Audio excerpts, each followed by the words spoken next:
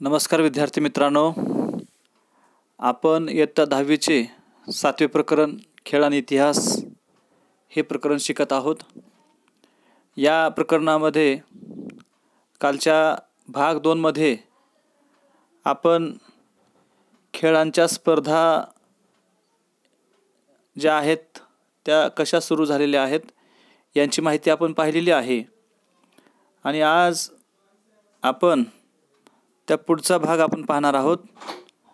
यापूर्वी आपण खेळांचे आंतरराष्ट्रीयकरण पाहिलेले आहे आणि त्याचबरोबर या ठिकाणी आपण आज खेळ आणि त्याशी संबंधित जे साहित्य आहे व चित्रपटांची जी निर्मिती झालेली आहे यांची माहिती या ठिकाणी आपण घेणार आहोत।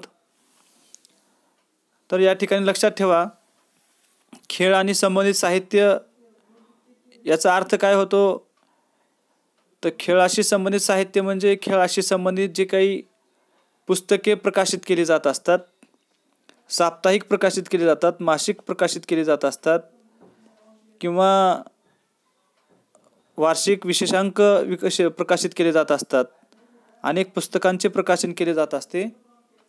हे प्रकाशन जे केलं जातं सर्व साहित्य याला खेळाशी संबंधित साहित्य असं म्हटलं जाते। तर खेळाशी संबंधित बरंचसं साहित्य निर्माण केलं जात असते। आपण पाहतो आपल्या घरी दररोज कोणता ना कोणता पेपर येत असतो किंवा आपल्या गावातील ग्रंथालयामध्ये, शहरातील ग्रंथालयामध्ये अनेक वृत्तपत्रे येत असतात। त्या वृत्तपत्रांमध्ये एक पान विशेषतः खेळासाठी असतं।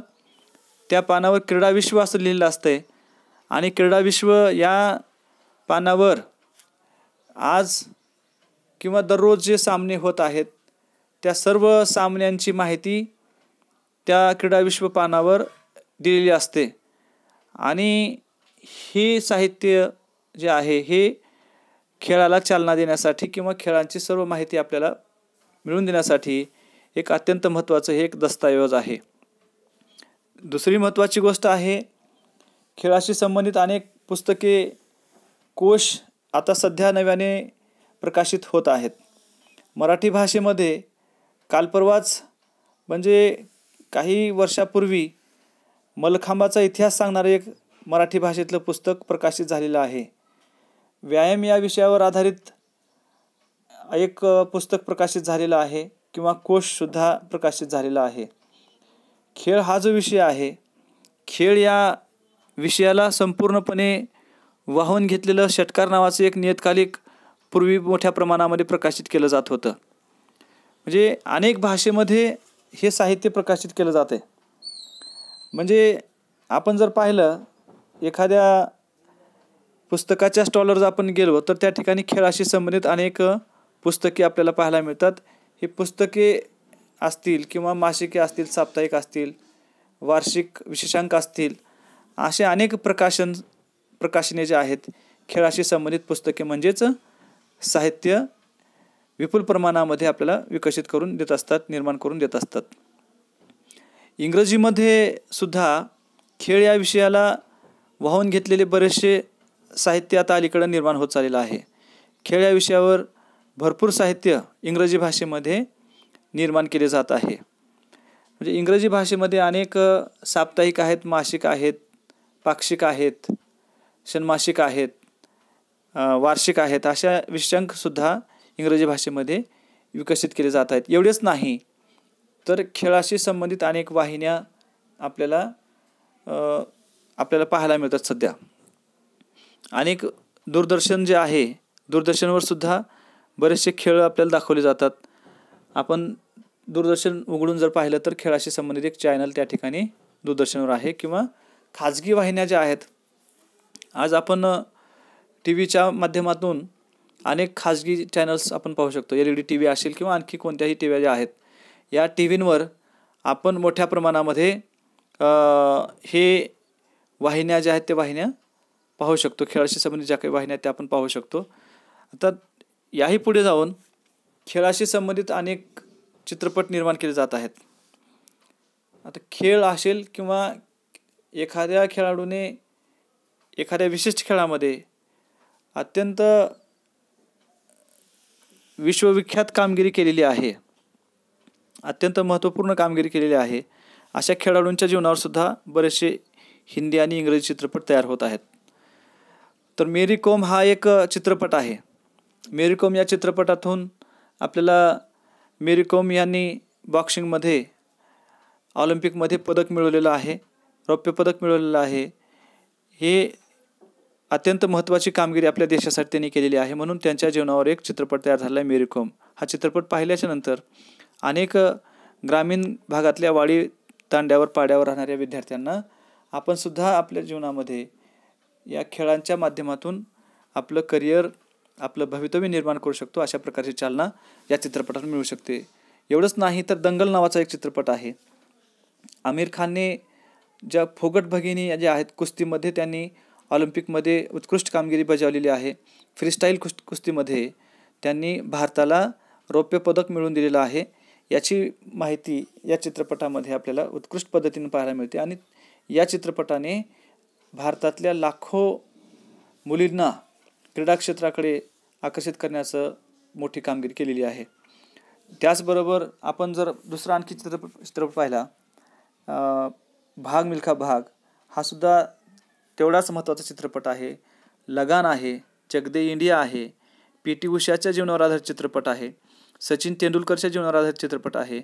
MS धोनी, काल परवा क्रिकेट या खेळातून धोनी याने जी निवृत्ती घेतलेली आहे त्याचं जीवनपट जर पाहायचा असेल तर आपण MS धोनी हा चित्रपट पाहू शकतो. एक सामान्य कुटुंबातला तरुण मुलगा जागतिक स्तरावर कशा पद्धतीने पोहोचू शकतो याचं अत्यंत आदर्श उदाहरण म्हणजे धोनी आहे. तर धोनी हा एक अत्यंत उत्कृष्ट खेळाडू जो आहे, याच्या जीवनावर आधारित असलेलं MS धोनी नावाचा चित्रपट आहे, तो आपण पाहू शकतो. तर अशा पद्धतीनं अनेक चित्रपटसुद्धा आता या खेळ आणि खेळाडूंच्या जीवनावर निर्माण होत चाललेले आहेत. मग आता हे चित्रपट बनवत असताना चित्रपटांचा जो कालखंड आहे तो अत्यंत महत्त्वाचा असतो. तर हा चित्रपटाचा जो कालखंड आहे आणि जो चित्रपट आपण बनवत आहोत किंवा बनवला जात आहे, त्या चित्रपट ज्या कालखंडाशी संबंधित आहे त्या काळातील भाषा कोणती होती, कशा प्रकारची भाषा होती, याची सुद्धा जाणीव असणं अत्यंत महत्त्वाचं असते. आणि त्या काळातील लोक कोणता पेहराव वापरत होते, सर्वसामान्य लोकांचं जनजीवन कशा पद्धतीनं होतं, सामाजिक जीवन, या सर्व गोष्टींचा अत्यंत सखोल अभ्यास असणं अत्यंत महत्त्वाचं असतं.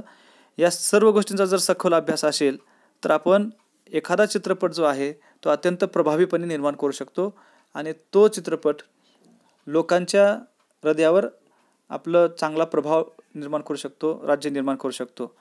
मग ह्या सगळ्या गोष्टींचा अभ्यास जो आहे, या सर्व गोष्टींचा अभ्यास इतिहासाचे विद्यार्थी करू शकतात. आता आणखी महत्त्वाची गोष्ट म्हणजे कोश जे आहेत, महाराष्ट्र शासनाकडून वेगवेगळ्या खेळांचे कोश प्रकाशित केले जात असतात. वर्तमानपत्रांमध्ये खेळांवर मोठ्या प्रमाणामध्ये लेखन केलं जात असते किंवा खेळाशी संबंधित बरेचसे क्रीडा पुस्तकंसुद्धा प्रकाशित केले जात असतात. तर ह्या सर्व ठिकाणी जर लेखन करायचं असेल, क्रीडा या विषयावर लिहायचं असेल, तर लिहित असताना खेळांचा इतिहास हे माहीत असणं अत्यंत महत्त्वाचं आहे. या सर्व ठिकाणी जो खेळाच्या इतिहासाचा जाणकार आहे, म्हणजे जो इतिहास या विषयाचा तज्ज्ञ आहे आणि त्या तज्ज्ञाने खेळांच्या इतिहासाचा जर अभ्यास केला असेल तर त्याला हा जो कोश आहे, वर्तमानपत्रे आहेत किंवा इतर साहित्य निर्माण करायचं आहे, पुस्तके निर्माण करायची आहेत, या ठिकाणी त्याला फार महत्त्वाचं स्थान प्राप्त होत असते. म्हणून आपण या क्षेत्रामध्ये सुद्धा लक्ष घालणं अत्यंत महत्त्वाचं आहे. जग एका दिशेनं पळत आहे म्हणून आपणही त्या दिशेने पळण्यापेक्षा कुठले तरी वेगळे मार्ग चोखाळणं अत्यंत महत्त्वाचं आहे. तर यानंतर आपल्याला पाहायचं आहे खेळ आणि व्यावसायिक संधी. खेळ आणि चित्रपट हे आपण पाहिलेलं आहे. आता खेळाशी संबंधित ज्या व्यावसायिक संधी आहेत त्या व्यावसायिक संधींची आपण माहिती पाहूया. खेळाशी संबंधित जे काही माहिती आहे व्यावसायिक संधी, त्या व्यावसायिक संधींविषयी आपण माहिती पाहूया. लक्षात ठेवा, खेळ आणि इतिहास या गोष्टीबरोबर जर पाहिले आपण तर भिन्न वाटतात, परंतु खेळ आणि इतिहास या दोन गोष्टी भिन्न जरी वाटत असल्या तरी यांचा अत्यंत जवळचा संबंध आहे. यांचा जवळचा संबंध का आहे हे आपल्याला या ठिकाणी आता पाहायचं आहे.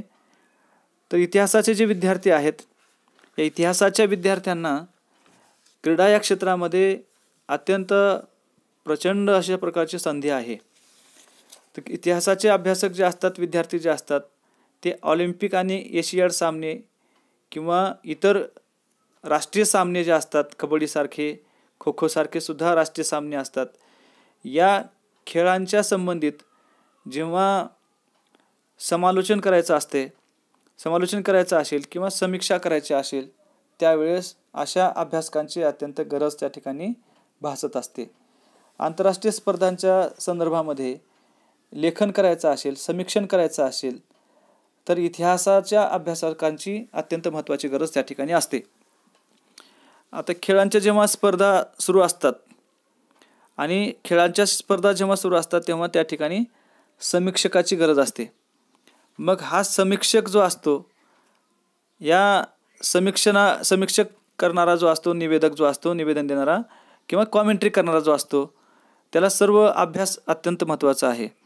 म्हणजे खेळाच्या स्पर्धांच्या वेळेस जो कॉमेंट्री करत असतो तो तज्ज्ञ जो आहे, तो तज्ज्ञ व्यक्ती खेळाच्या इतिहासाचाच तज्ज्ञ असला पाहिजे, तेव्हा तो त्या ठिकाणी सांगू शकतो. मग तो तज्ज्ञ जो आहे, त्या तज्ज्ञाला कोणती माहिती असली पाहिजे, तर खेळाचा इतिहास माहीत असला पाहिजे. गाजलेले खेळाडू कोणते आहेत, समजा खो खो हा खेळ चालू आहे, खो खो या खेळामध्ये कोणत्या खेळाडूने उत्कृष्ट कामगिरी केलेली आहे.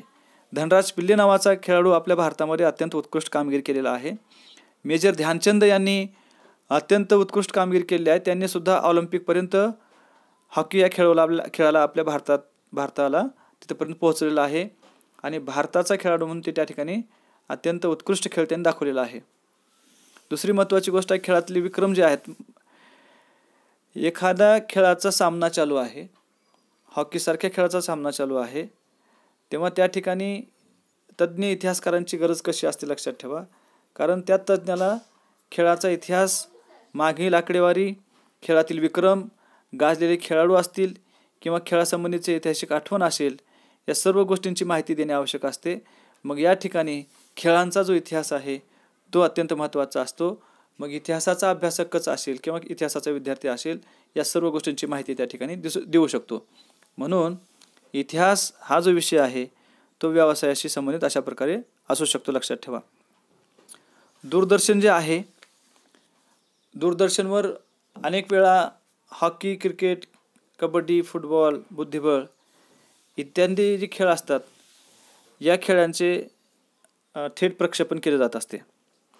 मग हे प्रक्षेपण चालू असताना किंवा वेगवेगळ्या ज्या वाहिन्या आहेत, त्या वाहिन्या खेळाशी संबंधित नोंदी जी ठेवणारे असतात, त्या नोंदी ठेवणाऱ्यांना त्या ठिकाणी कॉमेंट्री करण्यासाठी बोलवत असतात. मग त्यावेळेस हा जो खेळांचा इतिहासातला जो जाणकार आहे, तज्ज्ञ आहे, अशा तज्ज्ञांची त्या ठिकाणी आवश्यकता भासते. मग ही एक अत्यंत महत्त्वाची व्यावसायिक संधी आहे.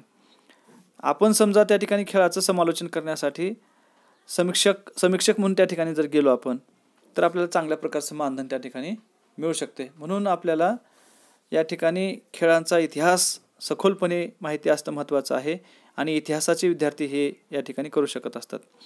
आता खेळाशी संबंधित असणाऱ्या अनेक वाहिन्या आहेत की ज्या 24 तास सुरू असतात. मग या 24 तास सुरू असणाऱ्या ज्या खेळांच्या वाहिन्या आहेत, या वाहिन्या काय करत असतात, आपल्याला खेळांचे सामने दाखवत असतात. तर या क्षेत्रामध्ये आपल्याला अनेक रोजगारांच्या संधी आहेत. त्या संधीचा शोध आपण घेतला पाहिजे आणि त्यासाठी आपल्याला स्वतःला पात्र बनवण्याचा प्रयत्न केला पाहिजे. त्या ठिकाणी आपण जाण्याचा प्रयत्न केला पाहिजे. आपण डोळ्याला झापडी बांधल्यासारखं फक्त इंजिनिअरिंग, मेडिकल, DED, BEd यामागेच न धावता या ठिकाणी सुद्धा फार मोठी संधी आहे आणि या क्षेत्रामध्ये सुद्धा आपण जाण्याचा प्रयत्न केला पाहिजे. आणखी एक महत्त्वाची गोष्ट म्हणजे खेळांच्या ज्या स्पर्धा असतात, या खेळांच्या स्पर्धेमध्ये अंपायर महत्त्वाचा असतो, म्हणजे पंच अत्यंत महत्त्वाचा असतो. पंचाशिवाय तुम्हाला कुठलाही सामना पाहायला मिळत नाही. पंच अत्यंत महत्त्वाचा असतो. पंचांच्या निर्णयाशिवाय त्या ठिकाणी दुसरा कोणाचाही निर्णय ग्राह्य धरला जात नाही. म्हणून खेळामध्ये पंचाची जी भूमिका असते ती अत्यंत महत्त्वाची असते. तर या ठिकाणी पंच म्हणून आपल्याला कोणत्याही खेळामध्ये एम्पायरकी करायची असेल किंवा पंचाची भूमिका निभवायचा असेल तर त्यासाठी पात्रता अत्यंत महत्त्वाची असते. तर ही पंचाची पात्रता धारण करण्यासाठी एक परीक्षा असते. ती परीक्षा आपण पास झालं पाहिजे आणि आपण मग ही परीक्षा पात्र झाल्यानंतर आपल्याला जिल्हा पातळीवर, राज्य पातळीवर, आंतरराष्ट्रीय पातळीवर किंवा राष्ट्रीय पातळीवर आपल्या अशा अनेक स्तरावर आपल्याला पंच म्हणून एक भूमिका निभावण्याची फार मोठी संधी मिळत असते. हा एक अत्यंत चांगला व्यवसाय आपल्याला मिळू शकतो. आता अलीकडं मोठ्या प्रमाणामध्ये खाजगी पातळीवर सुद्धा सामने क्रिकेटचे घेतले जात आहेत. आता 2020चे सामने जे आहेत हे खाजगी पातळीवर घेतले जात असतात. तर खाजगी सामनेसुद्धा आता मोठ्या प्रमाणात सुरू आहेत. सरकारी पातळीवर तर खेळांना उत्तेजन देण्यासाठी प्रयत्न असतातच, परंतु खाजगी पातळीवर सुद्धा खेळांना फार मोठ्या स्वरूपात उत्तेजन देण्याचे प्रयत्न चालू आहेत. खेळाडूंसाठी शिष्यवृत्ती असतात बरं का. खेळाडूंना चालना मिळाली पाहिजे यासाठी अनेक शिष्यवृत्त्या सुद्धा आता अलीकडे दिल्या जात आहेत. तर लक्षात ठेवा, खाजगी आणि सरकारी आस्थापनामध्ये म्हणजे सरकारी जागा असतात, सरकारी कार्यालयामध्ये ज्या जागा असतात, आस्थापना ज्या असतात, त्या आस्थापनांमध्ये आपल्याला बऱ्याचशा जागा आता राखीव ठेवल्या जात आहेत खेळाडूंसाठी. किंवा खाजगी ज्या कंपन्या आहेत, आस्थापना आहेत, त्या ठिकाणी सुद्धा खेळाडूंना राखीव जागा ठेवल्या जात आहेत. तर आपण काय पाहत आहोत, खेळाशी संबंधित व्यावसायिक संधी ज्या आहेत त्या आपण या ठिकाणी पाहत आहोत. तर खेळाशी संबंधित व्यावसायिक संधी सगळ्यात महत्त्वाची गोष्ट म्हणजे आपण खेळाशी संबंधित मोठ्या प्रमाणाने लेखन करू शकतो. म्हणजे लेखक ही एक संधी आहे. लेखक म्हणून आपल्याला काम करण्याची संधी आहे. समीक्षक म्हणून काम करण्याची संधी या ठिकाणी आपल्याला असते. दुसरी महत्त्वाची गोष्ट आहे, दूरदर्शन आहे, अन्य वाहिन्या आहेत, या ठिकाणाहून खेळाची वृत्ती दिली जात असतात. मग या ठिकाणी आपण बातमीदार म्हणून, निवेदक म्हणून, क्रीडातज्ञ म्हणून सुद्धा काम करू शकतो. लक्षात ठेवा, हे क्षेत्र अत्यंत महत्त्वाचे आहेत. या क्षेत्रामध्ये आपल्याला जाता आलं पाहिजे. दूरदर्शन जे आहे किंवा अन्य वाहिन्या ज्या आहेत, या वाहिन्यांवर खेळांची वृत्ती देणारे बातमीदार असतात, क्रीडातज्ञ असतात, निवेदक असतात. मग हे निवेदक म्हणून आपण जाऊ शकतो, बातमीदार म्हणून जाऊ शकतो, क्रीडातज्ञ म्हणून सुद्धा आपण जाऊ शकतो. अनेक वाहिन्या आहेत, दूरदर्शन आहे, या ठिकाणी आपल्याला ही काम करण्याची संधी मिळते. त्याचबरोबर खेळांचे वर्णन करणारे अनेक समालोचक असतात किंवा खेळांना शिकवणारे प्रशिक्षक असतात, कोच असतात. तर हे कोच म्हणून किंवा प्रशिक्षक म्हणून किंवा समालोचक म्हणून सुद्धा आपल्याला एक फार मोठी व्यावसायिक संधी या खेळाच्या क्षेत्रामध्ये आहे. दुसरी महत्त्वाची गोष्ट आहे, या ठिकाणी मैदानावर पंच म्हणून आपण काम करू शकतो किंवा मैदान तयार करण्याचे कॉन्ट्रॅक्ट एखाद्याला दिलं जाते, तसं मैदान तयार करण्याचं कॉन्ट्रॅक्टसुद्धा तुम्ही घेऊ शकता. ही एक फार मोठी संधी आहे, लक्षात ठेवा.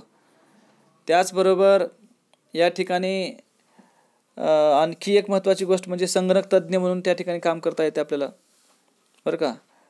पंच असेल, मैदान तयार करणारे असतील किंवा त्याचे सहाय्यक म्हणून सुद्धा आपल्याला काम त्या ठिकाणी मिळू शकतं. संगणक तज्ज्ञ असेल, समालोचक जे असतात त्या समालोचकाला माहिती पुरवणारे सहाय्यक म्हणून सुद्धा या ठिकाणी आपल्याला काम करता येतं. आणि त्याचबरोबर सर्वात महत्त्वाची गोष्ट म्हणजे खेळांचे साहित्य तयार करणारे आता उद्योजक तयार झाले आहेत. आता खेळासाठी काय काय लागते तुम्हाला माहीत आहे. तुम्ही खेळ खेळत असताना हँड ग्लोव्ज लागतात, हँड ग्लोव्ज जे असतात. त्याचबरोबर पॅड असतात, बूट असतात, त्याचबरोबर हेल्मेट असतं, कटोरे असतात, अनेक प्रकारचे खेळ असतात, साहित्य असते. बॉल असतात, बॅट असतात, विकेट असतात, टोप्या असतात, ड्रेस असतात, वेगवेगळ्या प्रकारचं साहित्य त्या ठिकाणी लागत असते. तर हे जे साहित्य आहे, हे साहित्य निर्माण करणारे उद्योजकसुद्धा आता निर्माण होत आहेत आणि हे उद्योजकांसाठी अत्यंत कुशल अशा स्वरूपाचे कामगार लागत असतात. तर हे कामगार म्हणून सुद्धा त्या ठिकाणी फार मोठी संधी आपल्याला मिळू शकते. अशा पद्धतीनं अनेक व्यावसायिक संधी या खेळाशी संबंधित आहेत. हाच उपयोजित इतिहास आपल्याला 10वीच्या इतिहासातून शिकायला मिळत आहे. आता आणखी एक महत्त्वाची गोष्ट म्हणजे आपण या प्रकरणामध्ये आणखी थोडीशी एक्स्ट्रा माहिती आपण पाहूया.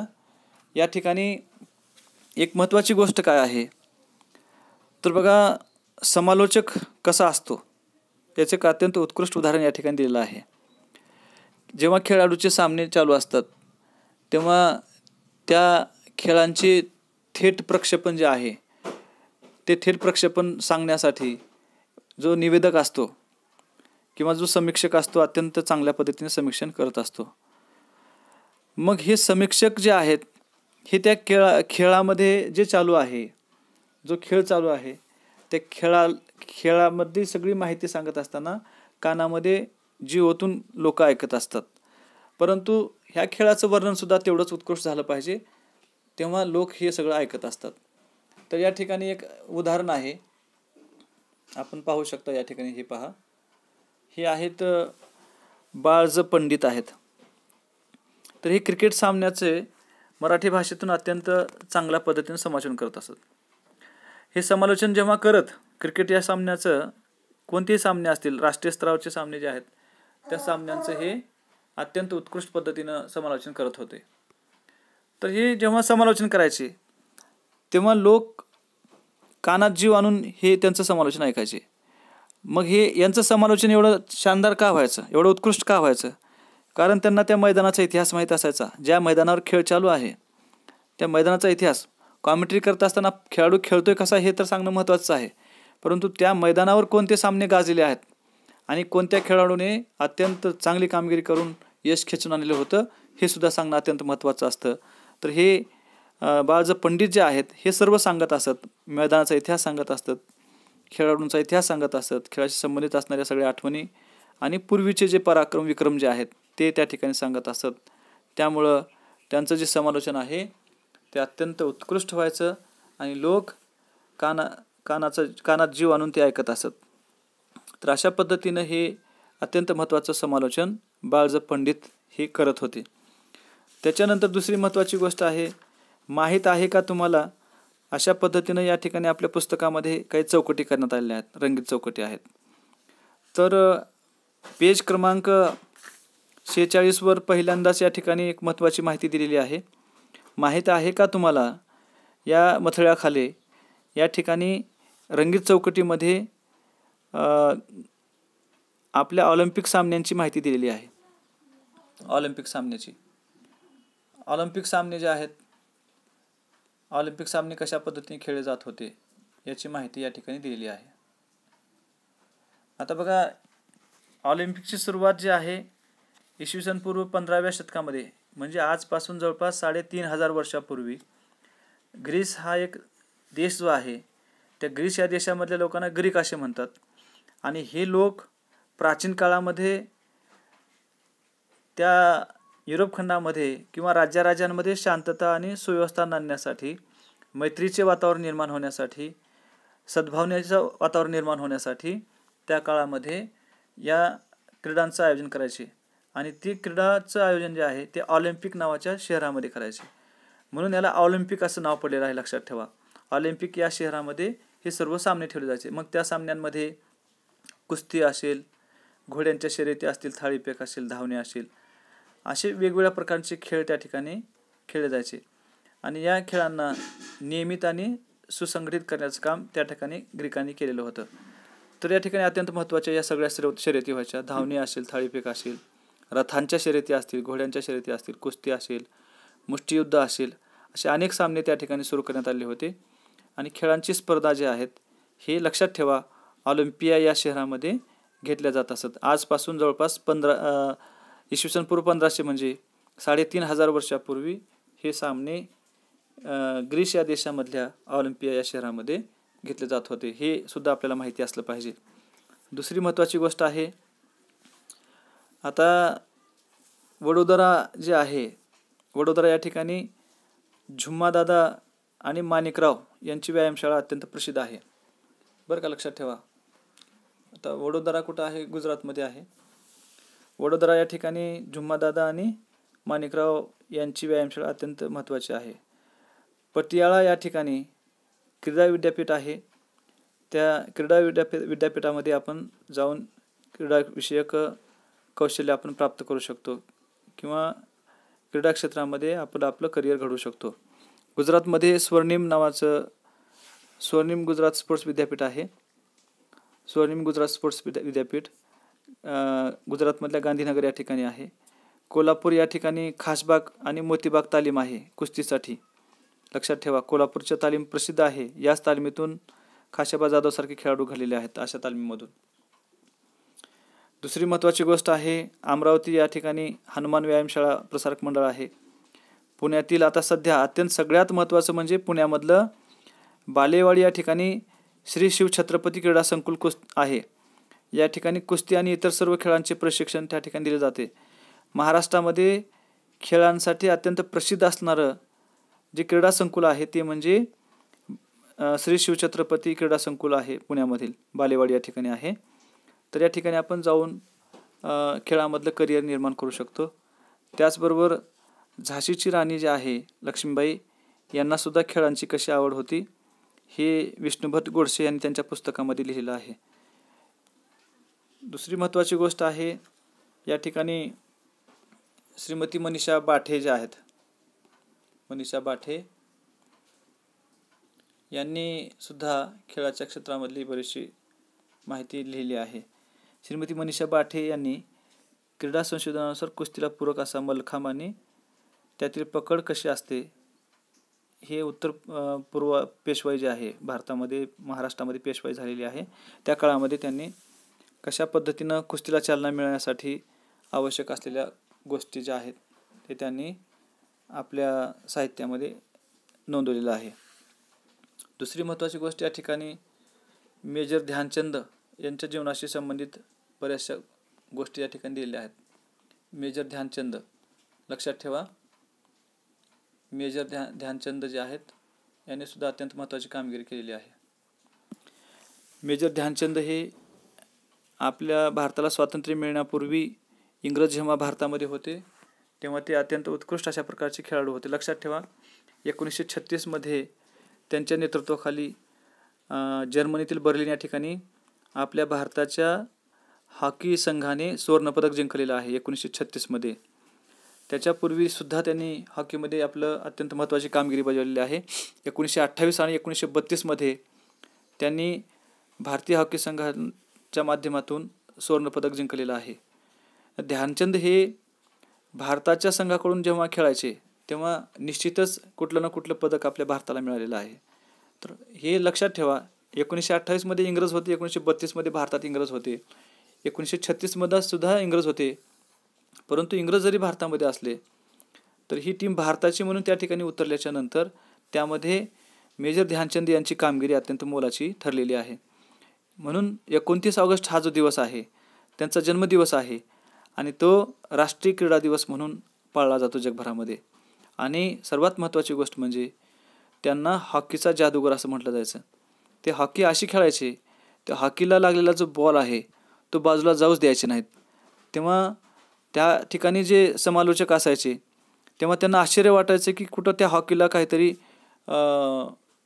चिटकवण्याचं, आपण आता फेविकॉल म्हणतो, फेविकॉल वगैरे चिटकवले काय आहे की काय अशी शंका त्यांना यायची. म्हणजे एवढं उत्कृष्ट खेळ ते खेळायचे म्हणून त्यांना हॉकीचे जादूगार असं म्हटलं जायचं. 1956 मध्ये त्यांना हॉकीमधला सगळ्यात उत्कृष्ट खेळाडू म्हणून त्यांनी जी कामगिरी केलेली आहे त्या कामगिरीबद्दल त्यांना पद्मभूषण हा जो पुरस्कार आहे तो भारत सरकारने दिलेला आहे. 1956चा हॉकीमधील कामगिरीचा सर्वात उत्कृष्ट जो पुरस्कार आहे पद्मभूषण पुरस्कार जो आहे तो त्यांना देण्यात आलेला आहे. अशा पद्धतीने हे या ठिकाणी आपण पाहिलेलं आहे. तर या चौकटीमधली सुद्धा माहिती अत्यंत महत्त्वाची आहे. यावर सुद्धा बरेचसे प्रश्न येऊ शकतात. तर विद्यार्थ्यांनी या ठिकाणी हा जो व्हिडिओ आहे हा व्हिडिओ पाहिलेला आहे. हा जर व्हिडिओ पाहिला असेल तर विद्यार्थ्यांनी लाईक करायचं आहे, सबस्क्राईब करायचं आहे आणि त्याचबरोबर शेअरसुद्धा करायचं आहे. आणि विद्यार्थ्यांनी काळजीपूर्वक हा क्लिप ऐकून आपले या पाठातील स्वाध्यायाचे जे प्रश्न आहेत ते प्रश्न मुद्देसूद सोडवायचे आहेत. प्रत्येक प्रश्न मुद्द्याच्या सहाय्याने जर सोडलात, पॉईंटच्या सहाय्याने जर सोडवलात तर तुम्हाला अत्यंत योग्य मार्क मिळू शकतात, तुमचे मार्क कमी होऊ शकत नाहीत. अशा पद्धतीनं आपल्याला तयारी करायची आहे.